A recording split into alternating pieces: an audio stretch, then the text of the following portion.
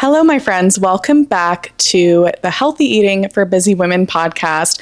I'm so happy you're here. If you are new here, my name is Kat, and I specialize in helping women, high-achieving women, type A women, change their eating behaviors. So I'm so glad you're here. And today we're going to talk about what to do after a weekend binge or overeating moment. So I want to talk about what to do on that Sunday night when you had a goal to eat healthy and maintain weight loss goals over the weekend, but you fell off track and you feel discouraged, you don't know what to do, you don't know how to handle it.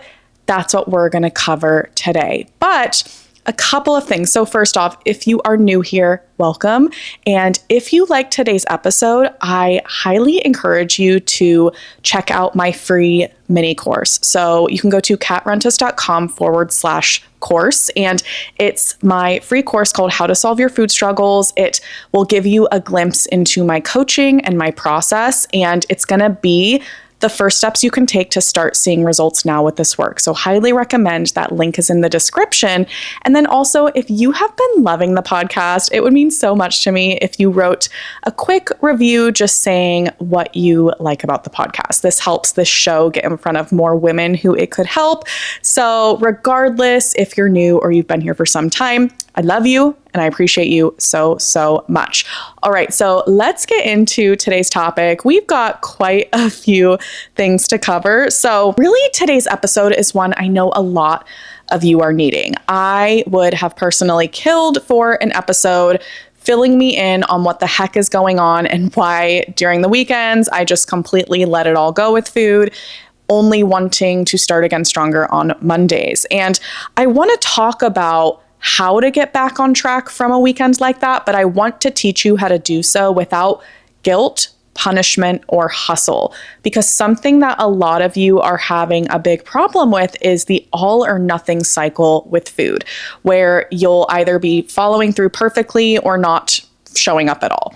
And this really is what will be the most frustrating, painful cycle of healthy eating and weight loss to be in. I spent years and years in this place where I knew how smart I was. I taught nutrition and was certified in many different things with health, and I still felt like I couldn't get it all together.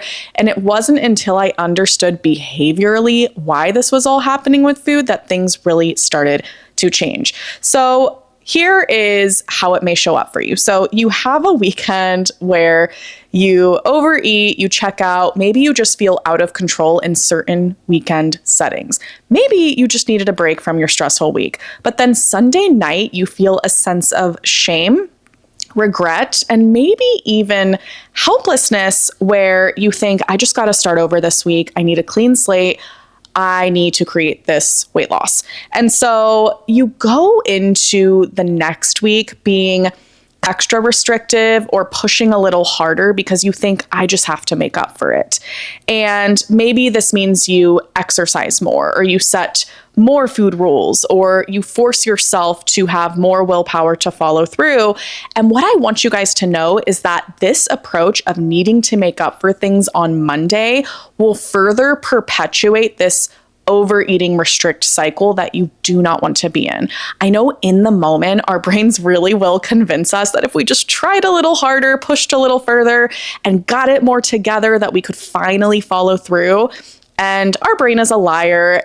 And the thing about our brain is when you don't know how to manage it and have awareness of it, it's going to trick you really easily. And so in today's episode, I want you to understand how to stop this back and forth where you're falling off track on the weekend only to start over on Monday and then do the same thing over and over. Because what you need to know, and this is going to be a big foundation for our episode today, is that the overeating and binge eating over the weekend wasn't the problem. It's how you're responding to that happening that determines whether you keep spiraling. So I'm going to say that again. The binge or overeating isn't the problem. It's how you respond to that happening. Because what you will need to adapt to and learn to become a naturally healthy eater and lose weight sustainably is that one moment of overeating doesn't need to become a story about you.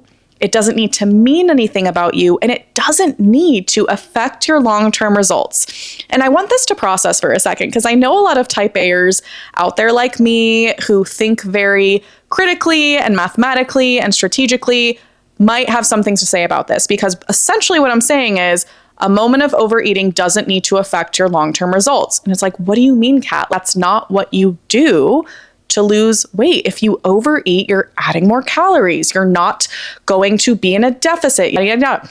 But what I want you to know is that one decision doesn't need to affect your bottom line over the course of your life. Perfection with eating is not required to lose the weight you want to lose. What is affecting the results you want is the fact that you put pressure on yourself to be perfect. So the moment you overeat or make a mistake or don't meet your expectations, you throw it all away, because then you think, what's the point? You have shame, you feel doubt, and you think you already ruined your progress because you think perfection is what's necessary. So this brings me back to the point that you will need to learn that one moment or one weekend of overeating or binge eating doesn't need to become this sad story that's going to prevent you from seeing results. The key is to respond to a moment like this with presence and neutrality, not punishment or judgment. So many of us are subconsciously judging ourselves in ways that are holding us back. So I have shared this with many of you over the years, but I, in the past, would have a lot of what I thought were strategic, responsible thoughts about my progress that actually were holding me back. So one big example is if I binge ate over a weekend and I fell off track, I would think the simple thought, I could have done that better, right? Some of y'all have heard me say this. And what I want you to know is that you will have seemingly logical thoughts that actually are not logical at all, and they are not solving problems. They are just judging you. So for me, when I would think, oh, I could have done that better, all I was actually doing was shaming myself. Because the facts are, no, I couldn't have. I was always doing the best with what I had and what I knew at the time and the tools I had at my disposal, and so were you. That is always true, right? When I thought I could have done that better, that was just me shaming myself and also saying I should have done that better. I should know better. I should know what to do always. And that is not useful. That is just judging ourselves. What many of you are not yet seeing is that after you have a moment of binge eating during a weekend or overeating, you think that you're thinking logically and problem solving for that occurring. But what's actually happening is you're shaming yourself for that occurring. And even though it presents seemingly logical for you because you're a type A brain, these thoughts are not logical and they're not going to allow you to come to a solution. Here's how you'll know, and this is how I know with my brain. If the answer isn't simple and solvable and it doesn't bring me relief to see it, that likely means your brain is judging you. So I could have done that better. For me, that thought didn't feel like an exhale and it didn't help me feel stable in my body. I felt more panicked, more shame, like I was the problem. So I want you to really consider, what are the thoughts you have Sunday night or Monday morning after you had a weekend binge or overeating few days? What are the thoughts you have? Write those down, and I want you to objectively look at them and ask yourself, how do these make me feel? Are they true? Are they useful? Really evaluate them, because that is what is determining whether you're spending time shaming yourself after you have a weekend like this and then you try and make up for it, or you're evaluating as a scientist and then figuring out what to do next. When you respond really well to moments of human error, like a weekend binge, you start to pause and evaluate instead of fixing right away. You get curious with yourself rather than judging yourself, right? You take the next step with calm, objective leadership rather than trying to be a good student, because you know there's nothing you have to prove. This is how you truly get back on track with healthy eating or weight loss goals, not by overcompensating for thinking you're wrong, but by strategically continuing to make progress even when your brain is offering you doubts and shame. That is how you move forward. So let's walk through a process you can do when you have this come up and you want to get back on track the right sustainable way. So first, I want you to normalize what just happened. I do not care where you are at with your eating habits with love. I do not care where you're starting from with your weight. I always want you to normalize it. And how you normalize something that occurs is, this makes sense, and I'm going to figure out why. Why did this happen? What was I needing at the time? What was I feeling? What can I learn from this moment? Something y'all can keep in mind right away with this is that binge eating or overeating has nothing to do with you or the foods. It is a natural coping mechanism of the human experience. When we are feeling stress, when we are feeling uncomfortable emotions, your brain will offer you urges to seek comfort, and the most readily available source of comfort is food. So, overeating or binge eating occurring is natural. It doesn't mean it's healthy or that we want it to happen, but it doesn't mean anything has gone wrong or is wrong with you. It is normal. This is the neutrality I want you to bring yourself to when you're noticing it. This is normal, and I'm going to figure out why it occurred. Number 2, for all that is good, do not fix it on Monday, my friends. And I say this having done this for years, so I hope you always know there's never judgment on my part, but do not fix the error on Monday, because first off, you can't. Human error is going to occur, and you cannot make up for that happening. But when we think, I want to fix this or I need to make up for this, it's coming from shame and it's coming from judgment. Tactically, you can have moments of human error and you can lose weight and feel healthier in your body. When you have those moments, that's not what's going to prevent you from creating the result. It's you trying to make up for it, putting more pressure on yourself, and then quitting completely. That is preventing you from getting the result. It's you turning one step back into 10 steps back because of what you made that one step back mean. That is what's happening. So I want to challenge you to never fix it on Monday again. Do not fix it the following week. Just continue business as usual, showing up the best you can with the highest intentions. And I know for those of you high achievers who think, oh, I can really just do better the next week, it's not a problem, I can handle it, aren't understanding yet the capacity of your nervous system to push. So I want you to also be understanding that you have a limited amount of emotional energy. So don't make the mistake of thinking that you can harness up more one week because of the mistakes you made last week. That's not going to happen. You will burn yourself out. So just do your best to not make up for the moments of human error and just continue. Number 3, and maybe most importantly, I want you to use this moment as feedback. So for every weekend binge, overeating moment, any human error piece we have, there is gold in there that we want to mine that will tell us how we operate as eaters.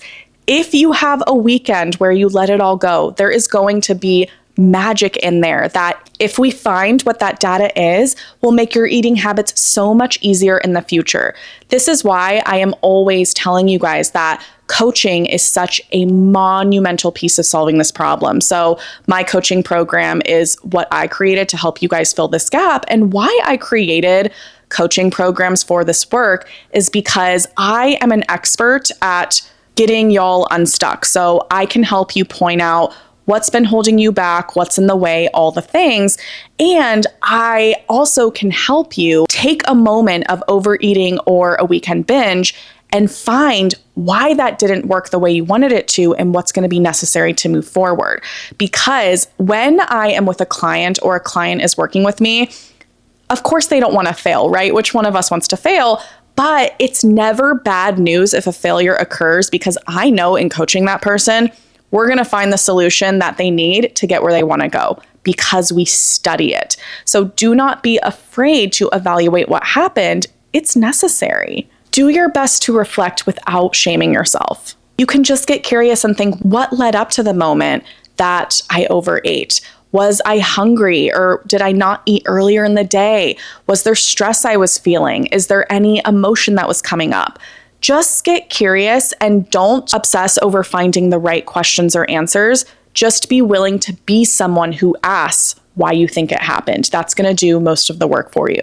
This is how you build data and experience to become a naturally healthy eater. And it's building expertise as a scientist trying to create a result, not as a student looking to get an A. That is not what you want to be doing here. And then lastly, I want you to just practice self-trust. So a lot of us as type A'ers, we associate building self-trust with healthy eating as always doing it right, always meeting our expectations, never overeating, never falling off track. We think that's what's going to build trust with healthy eating. That is not what builds trust with healthy eating, because perfection is not going to happen, my friend. Life is messy. We are messy as humans. So don't set those standards with self-trust. Here's what's going to build self-trust, and you can start this today. You build self-trust with eating healthy when you stop sabotaging the moment you make a mistake. When you stop showing up because you shame yourself the moment you overeat or have a weekend binge. Self-trust occurs when you show back up on Monday, business as usual, without cracking the whip or shaming yourself because you think, okay, I'm human, I just have to keep showing up. That is what's going to stabilize you. It's going to help you feel safer when we have a relationship with healthy eating, which I've also been there, and we think I'm either doing it perfectly or I'm failing. That is why our self-trust is so low. So the stakes for creating trust and stability with food now are much lower than you may have thought. Just stop giving up on yourself, right? Stop turning one step back into 10 and work the muscle of just continuing to show up on Monday neutrally, even if you have a weekend where you fall off track. So know that post-binge is not a time to push yourself or try harder or hustle.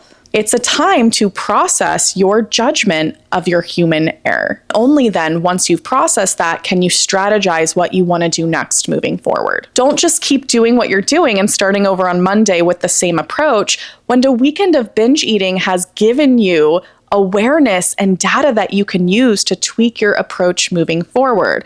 So, for example, if you're overeating on a weekend or binge eating, probably you've been feeling some stress during the week and that needs to be regulated. So what you would do if you were my client, for example, is you'd probably focus on regulating your stress the next week. So by the time the weekend comes, you're not even having those urges to binge eat at all. So this is just one example of focusing on the root cause, right? That's what you're looking to do here. I'm guessing if you're on this podcast with me is you want to solve these problems for the last time. You don't just want to eat healthy, you want to become a naturally healthy eater. And so I'm here to not just give you the surface level actions to take. I want you to become someone new and solve this problem for the last time. A binge weekend doesn't mean you failed. It just means there's something that's calling your attention and we can find what that is. The best step is to just ask, what do I think happened? Because this is normal and it always makes sense. I hope this was helpful. I love you so much. And again, if you want the very next step to take, I recommend signing up for my free course, Solve Your Food Struggles, at katrentis.com/course. And that is where you can get further support from me. All right, have a fantastic rest of your week and I'll talk to you next week.